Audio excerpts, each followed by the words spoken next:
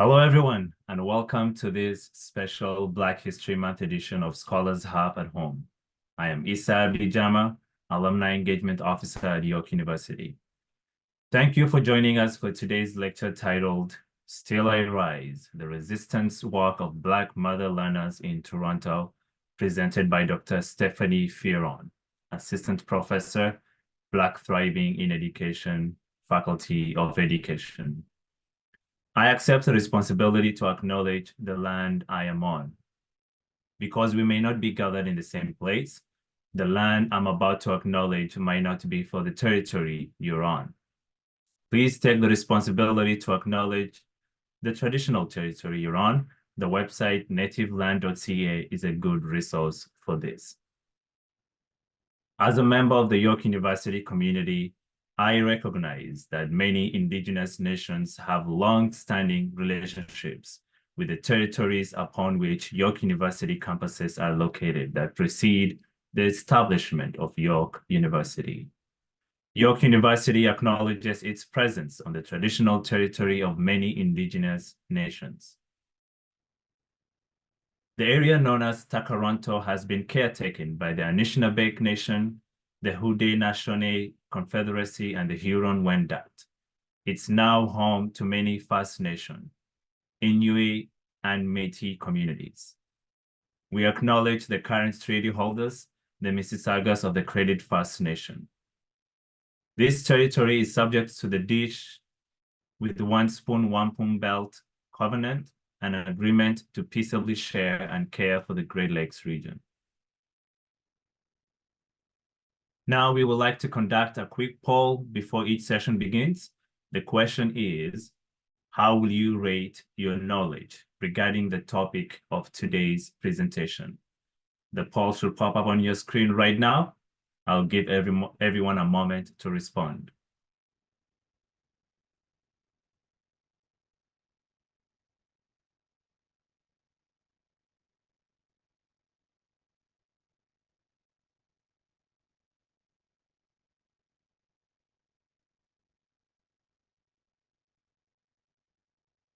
Thank you. It's helpful for our speakers to show more about who is in our audience.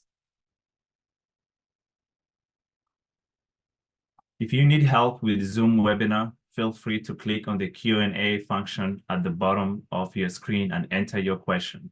Our team is ready to help you. That same function may be used to submit questions for a guest speaker to answer during the Q&A period. Please note that all your questions and comments are visible to our panelists and staff working behind the scenes. We ask that you keep your comments relevant and respectful.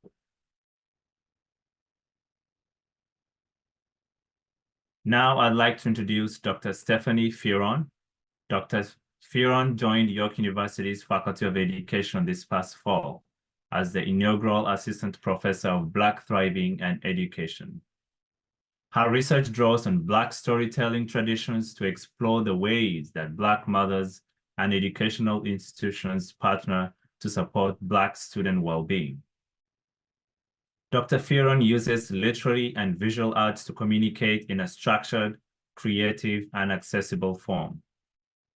Insights gleaned from stories shared by Black mothers and their families. We are pleased you could make the time to join us today. Welcome, Dr. Fearon. Please share your screen, and I will be back after your presentation for the Q&A period. Thank you.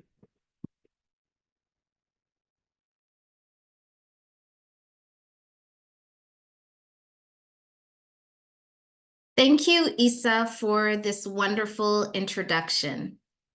Welcome, everyone, to the presentation, Still I Rise, the Resistance Work of Black Mother Learners in Toronto.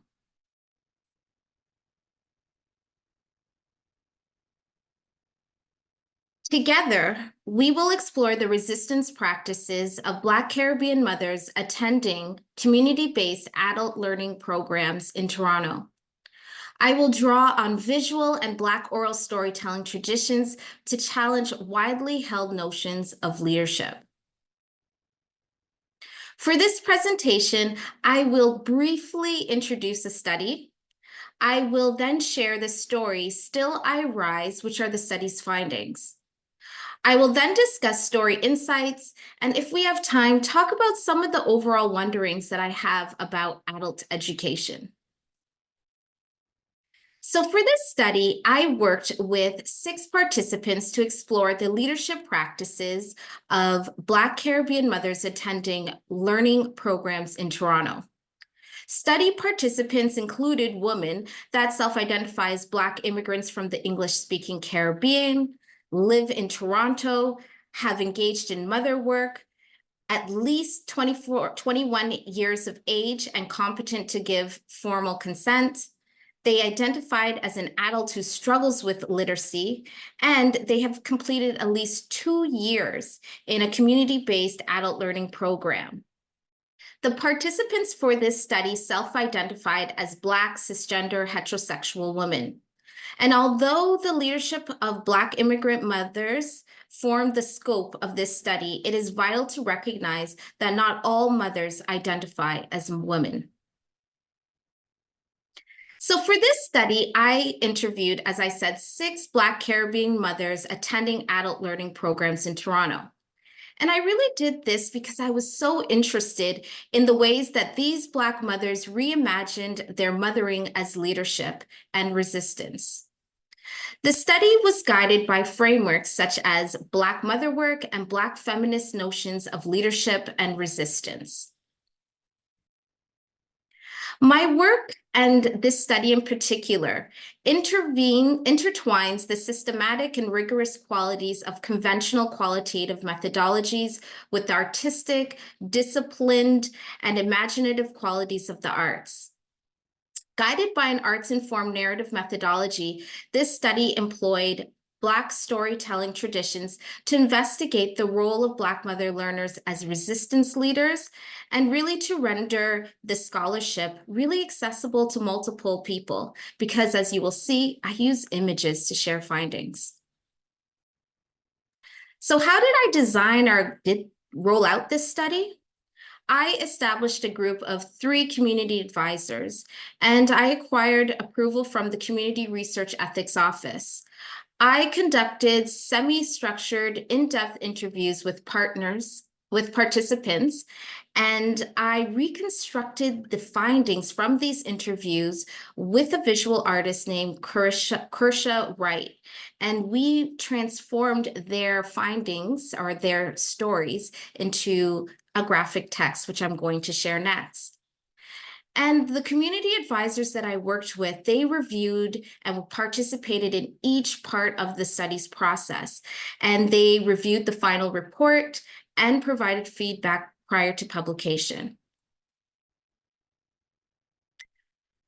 The creative nonfiction story that I'm going to share is called Still I Rise, and it captures, as I said, the study's findings.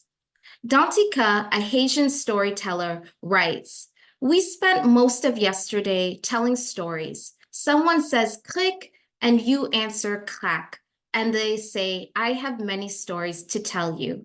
And then they go on to tell these stories to you, but mostly to themselves. So I invite you all to use the chat feature and write clack, because that's our call and response. So I say click and you all write clack into the chat box, and that will let me know that I can move forward in telling this story.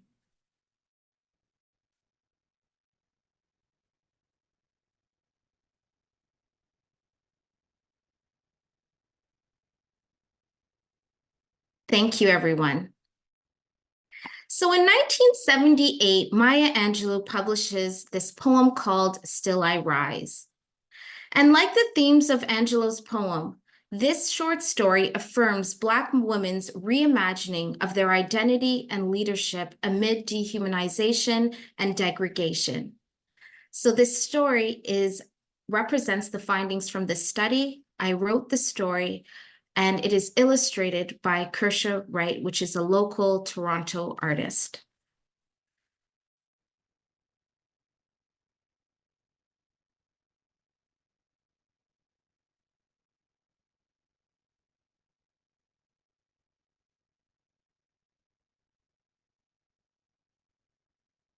I am going to now share this story. And thank you everyone who wrote down crack. So on a weekday night in November 1993, Jennifer Mitchell slumped into the twin-sized bed she shared with her husband, Tim. Muffled television voices and her husband's grunts seeped into the bedroom from across the hall. 23 years old and pregnant with her first child, Jennifer wedged the telephone receiver between her shoulder and ear. The telephone circled her stomach and made its way to the nearby nightstand. A single brass lamp topped the beige shade, stood on the table, and cast shadows across the telephone's dial pad and bedroom walls.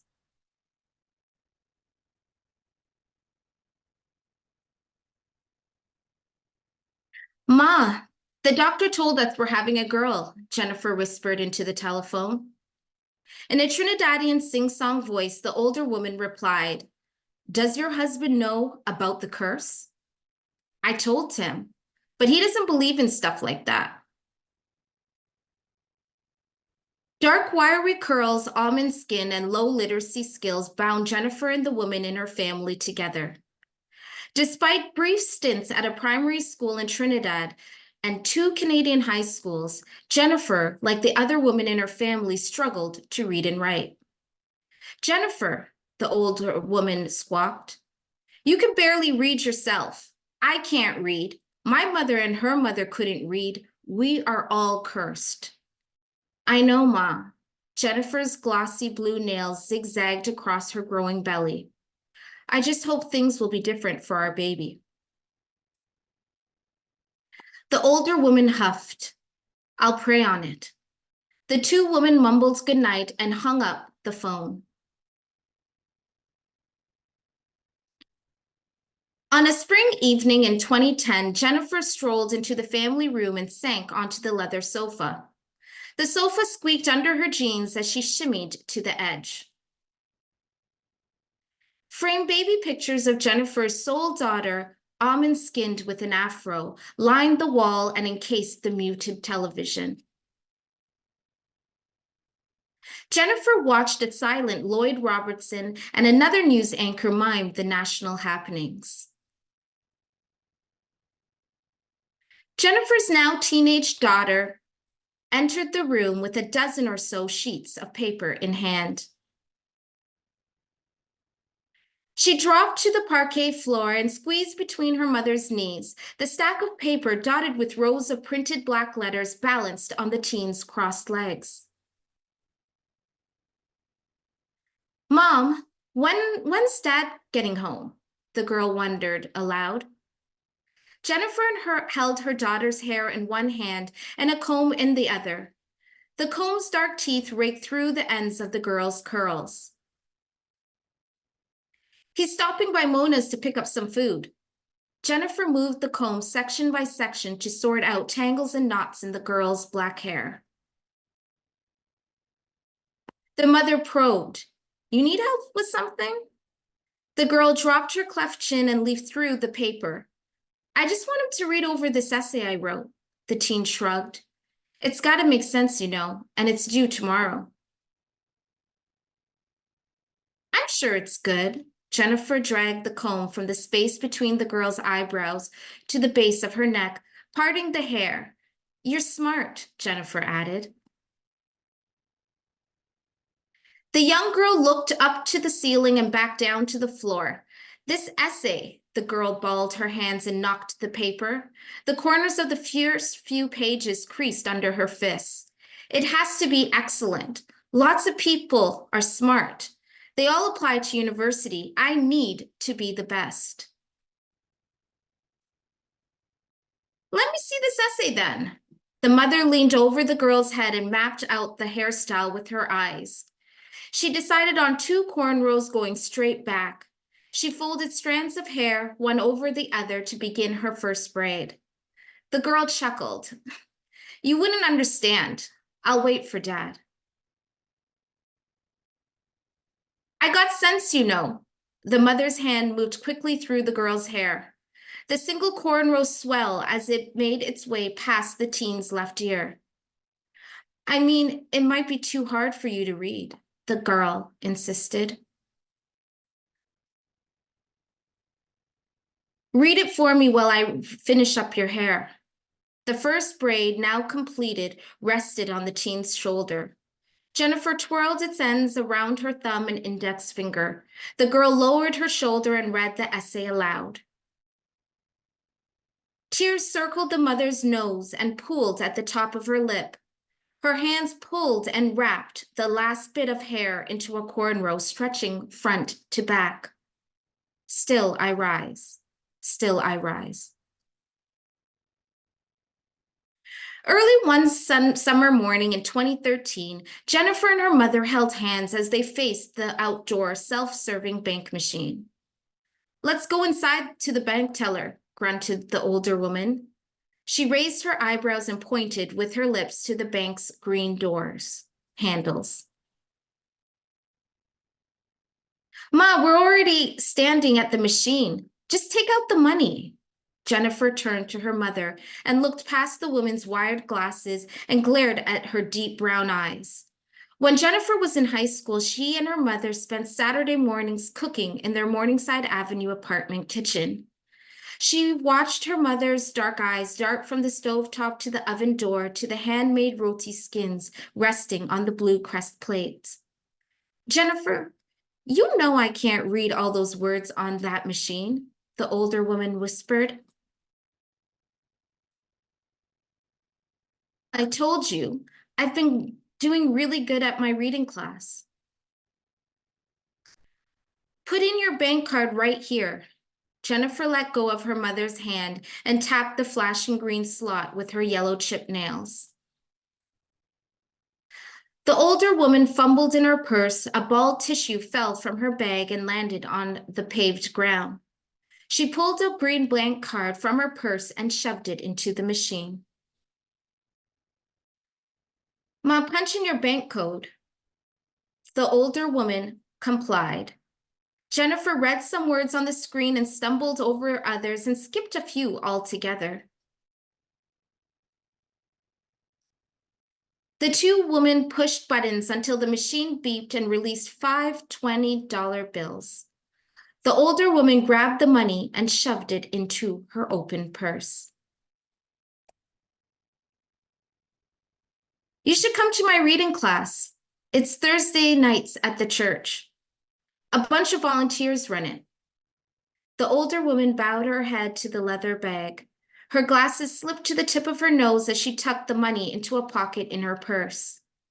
Nah, I'm too old for things like that. There's a lot of older Black women who come and can't read either, Jennifer explained. You broke the family curse. You made sure my grandbaby can read. Don't worry about me. The grandmother tugged the zipper on her purse. Jennifer confessed, I gave my everything to make sure she went to the best primary school, and now she's off to university in a few weeks. Mother and daughter joined hands. Jennifer's yellow nails rested on her mother's greased knuckles and faced the morning sky. I'm thinking of trying for my hair license again. My reading teacher said she'll help me. Maybe I can open up a hair salon one day. The two women turned away from the bank machine to face the summer breeze. They moved onto the sidewalk, stepping on fissures and gaps along the path. The landlord dropped off some letters the other day, muttered the elderly woman. I'll take a look at it for you. You hungry? Asked the older woman. I can make us something to eat. I'll pack some food for you to take home for my grandbaby. Hand in hand, the women strolled under the sun's rays and dancing clouds, leaving the bank and its machine behind. Still I rise, still I rise.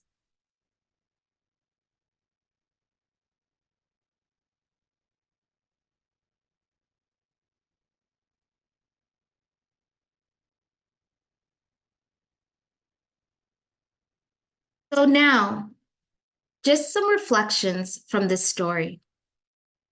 Although study participants did not use the term leader or leadership in the interviews, their stories that they shared demonstrated the ways in which Black mother learners structure the meaning of their leadership capacities, skills, and approaches in their everyday life. This study, as portrayed in the short story, depicted the ways that Black Caribbean women learners, mother learners, dedicated time and space to organize in the face of racism, classism, sexism, and ableism. The story echoes participants'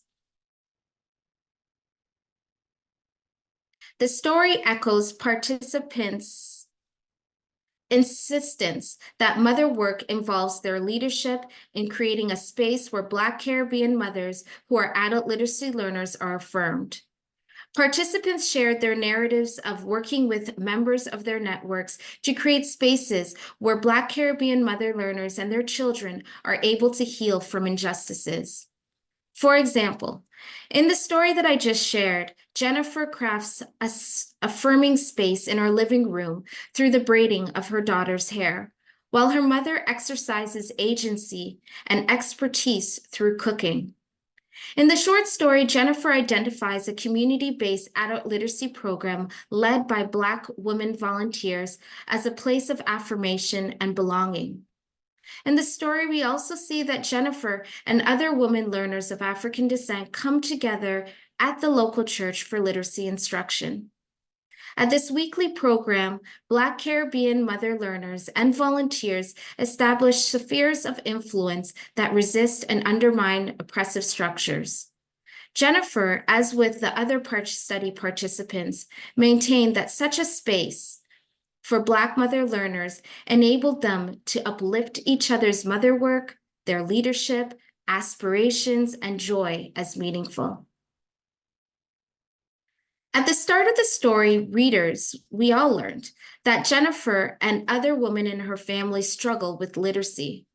Despite their literacy concerns, their story captures the diverse ways that Jennifer and her mother take lead in passing on knowledge needed for survival to one another and future generations.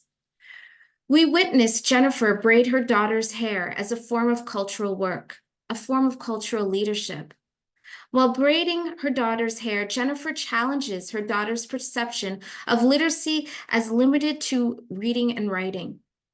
Jennifer, like the other participants, broadens the meaning of literacy to include sociocultural wisdom, leadership, and practices.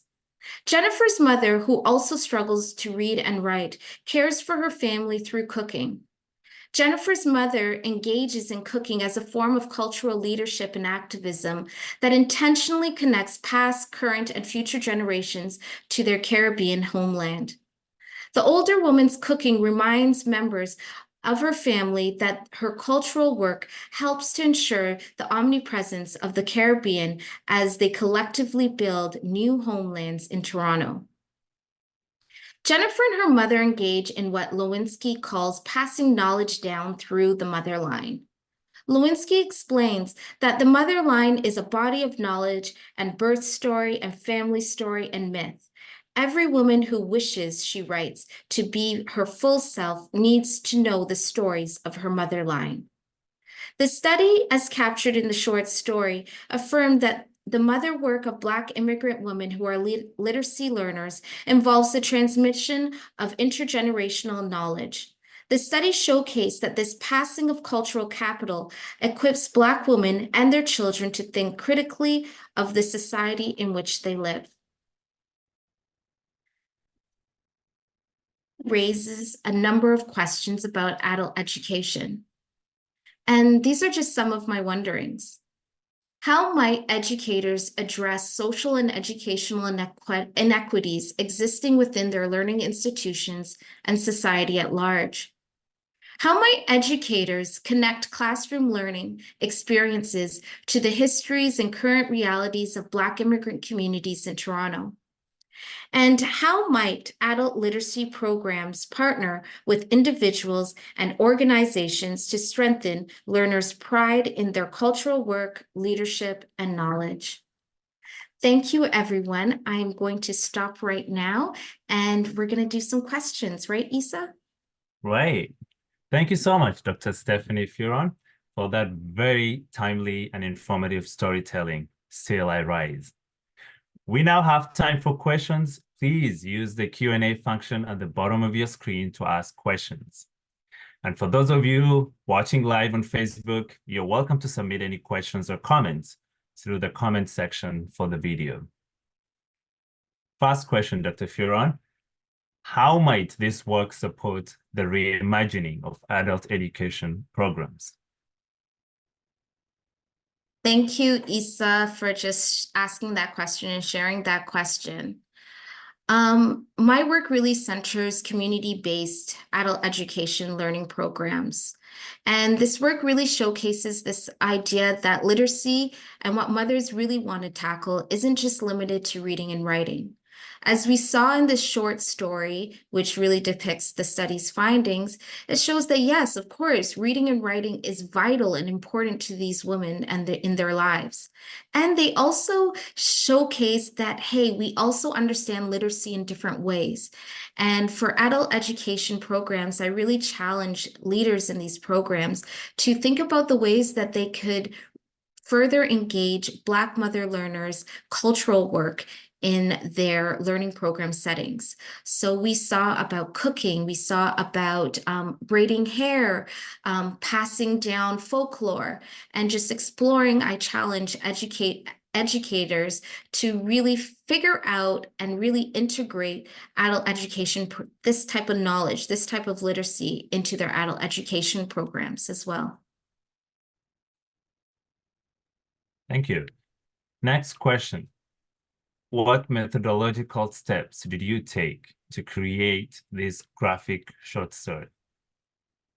Thank you. That's one of the most often asked questions that I get is, how do you take interviews that you do with participants and suddenly transform them into sometimes a comic, into a graphic text? So I go through a number of steps in order to achieve this. And as I shared, I don't do it in isolation. I work with visual artists. I work with community members as well as the participants to transform their stories into this graphic text. So the first thing that I do is when I listen to a story and I transcribe all these stories, so I had 6 interviews, is that I have to situate them within the historical context. Afterwards, I determine when a speaker starts a story and when a speaker ends a story. And I listen for keywords and I note those keywords. And that tells me, hey, this is when a story is going to start and this is when it's going to end. Afterwards, I look at everybody's stories and I group them into themes. And based upon those themes, I compare it, I contrast it, I see what's the same, what's not, what's different.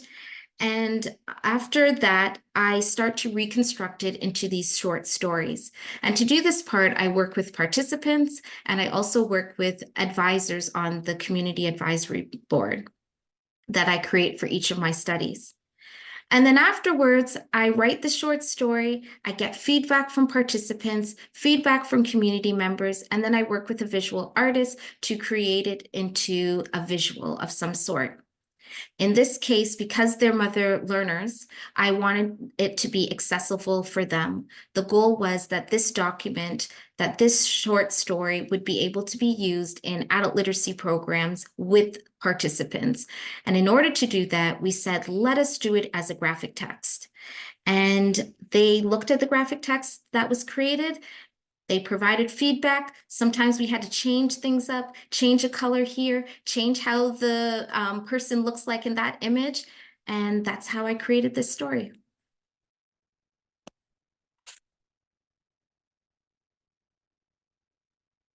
Excellent. Thank you. Next question. Isn't relying on volunteers to make a difference a challenge on itself?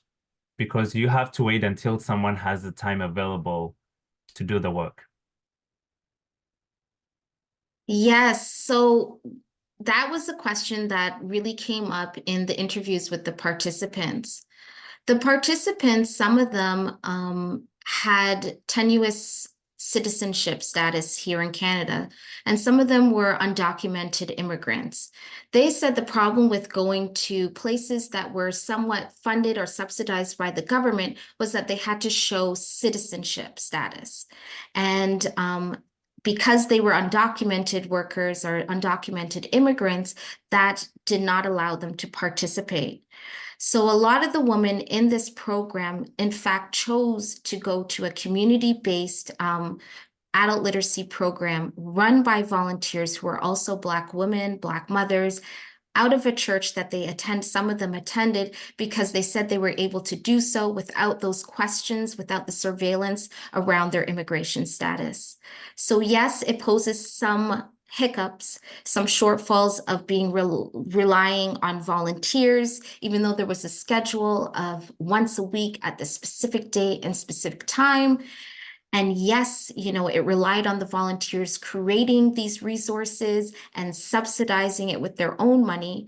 But on the other end, the participants said, we weren't surveyed, we weren't asked constantly about our citizenship status. And they formed really good relationships with the volunteers, many of whom live in the community with the mothers. Mhm. Nice. This is a follow-up question to that. Should community centers make it part of their offerings, maybe supplemented by financial literacy, subsidized open to all at no cost, with free daycare during the lessons provided by the community centers? A lot of the women, so I interviewed 6 women and they worked during the day.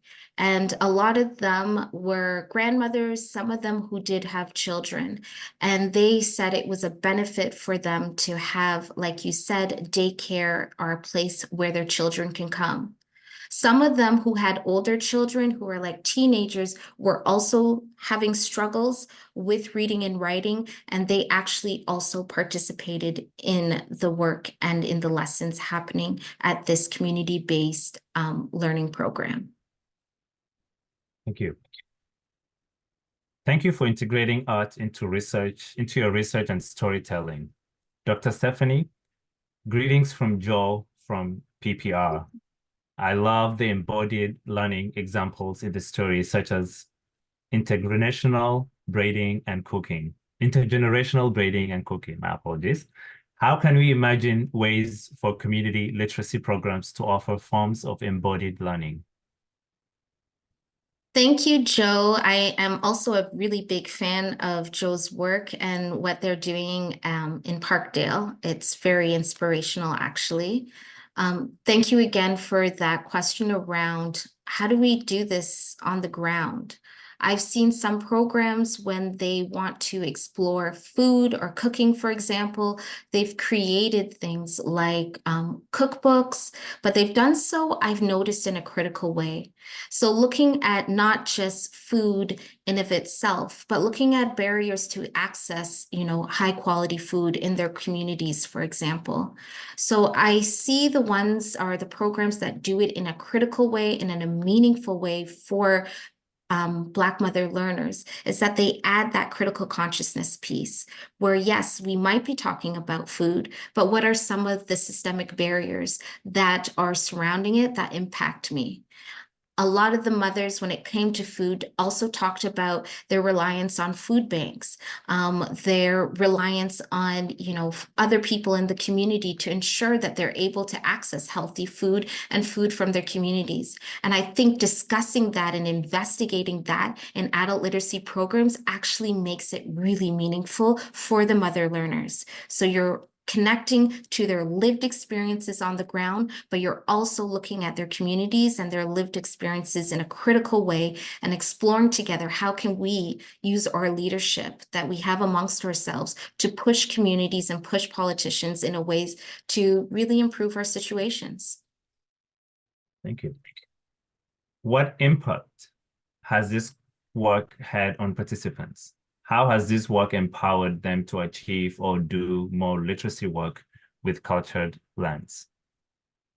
So one of the parts that I'm most proud of for this project is that this book or this document that I just shared with you is available for free, and now it is on many Ontario adult literacy sites run by a provincial body.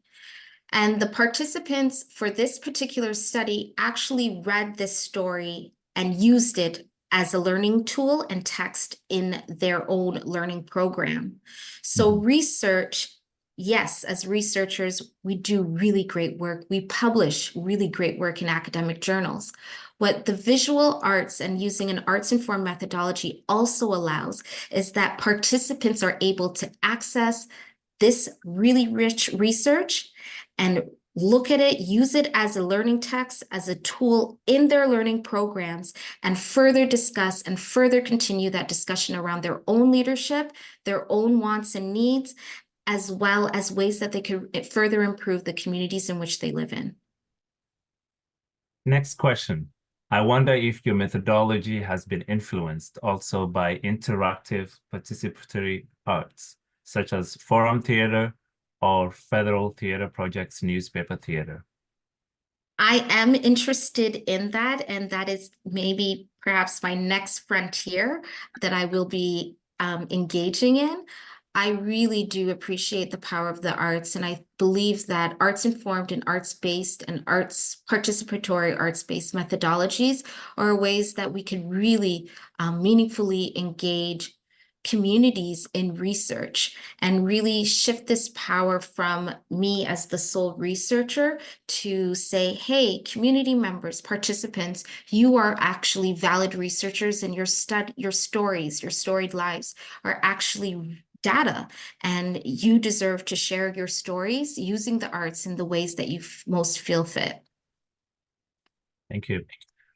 How did the participants you interviewed react to the completed story? The participants and the community advisory board, I showed them in all of its steps. So the draft, final product. Sometimes I would get feedback saying, no, this color needs to change.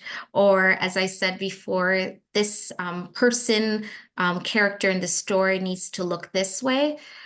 Participants were really proud that their work and their stories are actually texts and that are being used in their own literacy programs, and seeing that their stories are real and are valued, not just within their circle in their learning, but also the larger community. Okay. Dr. Stephanie Fearon, thank you for sharing your journey and research with us. May you talk a bit about the effective importance of communal space, space cultivated for and with Black women mothers? How did the space or your participants' relationship to this space they shared shape over time during your research? So this study happened right before lockdown for COVID-19. And prior to that, everything was happening in a local church.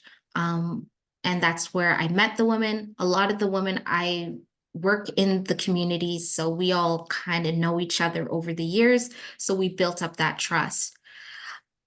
It was interesting because prior to COVID-19, we really relied on this church, this physical space where we created for Black mothers, especially Black mother learners, as something where it was safe, it was affirming. Life is hard outside, and coming into this space, just that your stories are valued and your learning journeys are valued. When COVID-19 happened, that space had to shift into a telephone space. So connecting with participants via telephone, participants and their adult learning program educator, communicated continuously through WhatsApp groups. So this whole idea of using, for example, WhatsApp to do video recordings or audio recordings really shifted this idea of private spheres and public spheres for Black women, and that they are so important, and that even when Black mother learners are unable to meet together in a physical space, they are using things like WhatsApp to continue to create those affirming Black mother only spaces for themselves with each other. Thank you. Next question comes and it asks, do technologies such as voice to text and vice versa make a difference? Should we be making such options part of every interaction like bank machines, bus schedules, by QR code, etc.? It was when COVID hit and I needed to get feedback, for example, on just, the stories, what were their thoughts? We relied a lot on sending audio messages to one another via WhatsApp. And I think this idea of using oral communication to deepen, other forms of literacy is vital. And I see more and more society in using such technologies to do that. Mhm. Okay, I have a question for you. What inspired you to do storytelling and do more research on Black mother learners? Um, to use storytelling. So when I started my PhD many years ago, Um, I started off by trying to mimic some of the academic articles that I read in class. I wanted to sound like them, but I found it really hard and it didn't connect to me. And my family background, we're Jamaican. We rely a lot on oral storytelling traditions and just telling stories and the power of stories. And I decided that this is something that affirms who I am as not just a Black mother, but also as a researcher. And I decided that moving forward, I was going to explore ways to ground my own research practice in Black storytelling traditions. And Black storytelling traditions uphold the varied ways that we tell stories. We tell stories orally, we tell stories, using the written word, and we also tell stories in ways such as telling folk tales or sharing visuals and sharing pictures. And I really want my own research to embody the life that I live within and beyond academia. So that's why I became an arts-informed researcher. Mhm. Black mother learners, I started to do research about Black mothers and just their relationships with schools. And I noticed from doing interviews and talking to so many mothers, I realized that a lot of them struggled and admitted in interviews that they struggled with reading and writing. And that really did my pathway into, hey, adult literacy. Plus, my really good friend, she runs Kingston Galloway Orton Park Adult Literacy Program. And she really also inspires me, as Joe as well from Parkdale. They all inspire me to really explore adult education programs and ways that we could further support Black mothers. Well, that concludes our Q&A session. Thank you so much, Dr. Stephanie Fearon, and for being with us today. You're welcome to turn off your video. Thank you so much, Isa. Pleasure. We have one more poll question for you folks, and it should pop up on the screen right now, reading, how would you rate your knowledge of today's topic following this discussion?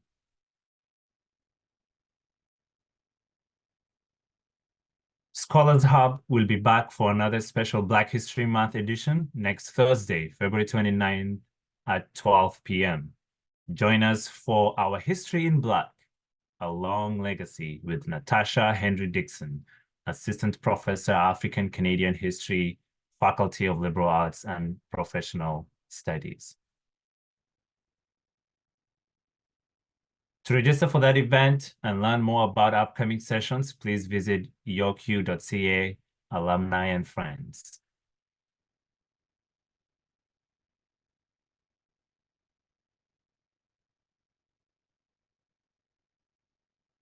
Thank you all and be well. Peace out.